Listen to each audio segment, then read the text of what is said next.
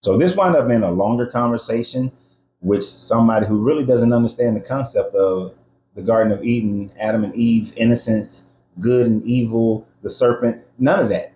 You're completely off, my guy. Uh, so when you look at this situation of Adam and Eve in the garden, what you have is a situation that a controlling person would create.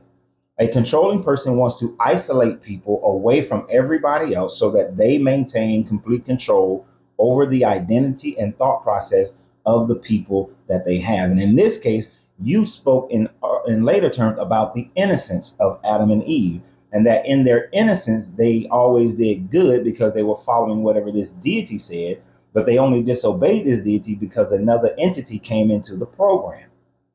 All right, so the controlling deity had them in their innocence. Innocence doesn't mean you do good all the time. Just obeying this deity as far as eating from the tree does not mean that everything else you're doing is good.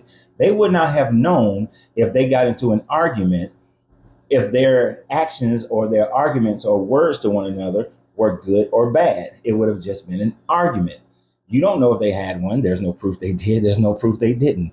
You have no idea. None of us have no idea of their daily activities and the things that they did. It was only spoken of as far as eating this tree and that they tended the garden. That's it. But anything else that was going on, we don't know. In Jewish mysticism, Lilith was there first, and she wanted to be on top. She thought they should alternate. But that was a bad thing according to your religious, mystic versions of your religion. So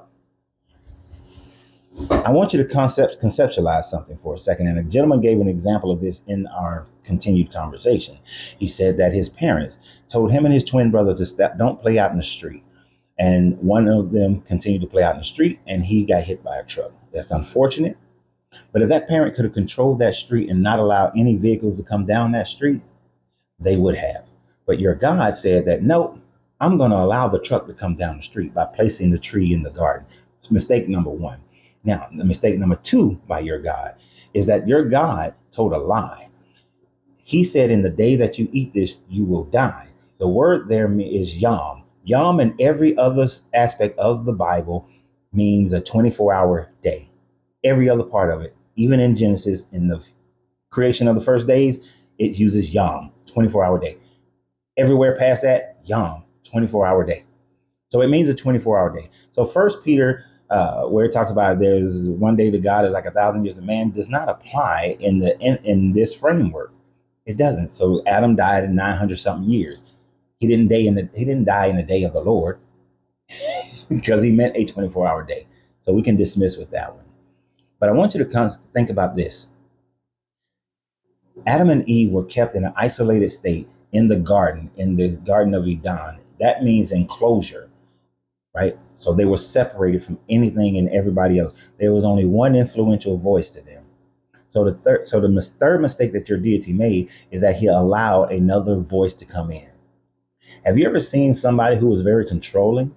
What they want to do is eliminate all other voices from being able to come inside you, to come inside your ear hole. They don't want anybody else to say anything to you. They don't want anybody else to move you in a different direction, to make you or allow you to think anything differently.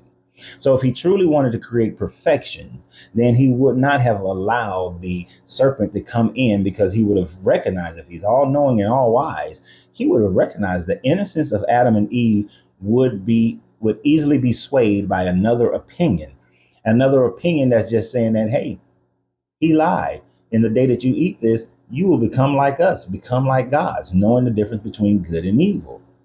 If he wanted that perfection, knowing of their innocence, why allow another opinion to enter the garden when you know they're not mature enough or equipped enough to be able to discern between the two different voices? You ever think about that? I'm sure you didn't. But you have a great day. And remember always, you got to free yourself to be yourself, because your greatness is non negotiable. Good journey, good vibrations.